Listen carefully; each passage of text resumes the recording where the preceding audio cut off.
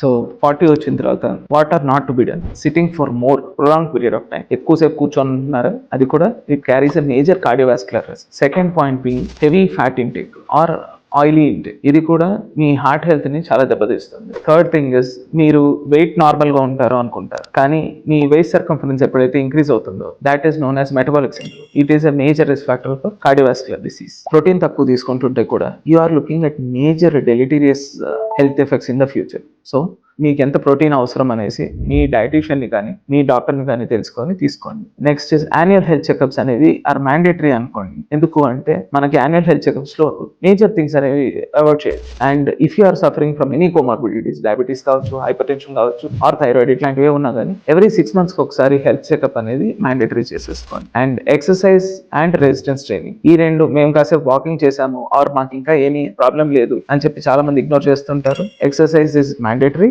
And resistance training is a must. ఈ రెండు గుర్తుపెట్టుకోండి. Next is oral health. Oral health ని అసలు ఇగ్నోర్ చేయొద్దు. ఓరల్ హెల్త్ ఎందుకు అంటే మనకు బ్యాడ్ ఓడర్ కావచ్చు, లేదంటే టీత్ డికే కావచ్చు, ఆర్ లెట్స్ సే కొంతమందికి టీత్ పౌడర్ లాగా అయిపోతుంటాయి, అట్లాంటివన్నీ ఇగ్నోర్ చేయకండి. These are signs of chronic diseases which are not to be ignored at all. Next is last thing I would emphasize on is mental health. Mental health ని అసలు ignore చేయొద్దండి. ఎందుకు అంటే burnout is real. చాలా మంది parents or young parents they undergo a lot of stress and burnout, financial కావచ్చు, emotional గా కావచ్చు, ఫ్యామిలీ వైజ్ కావచ్చు. So reach out and talk to someone. Thank you.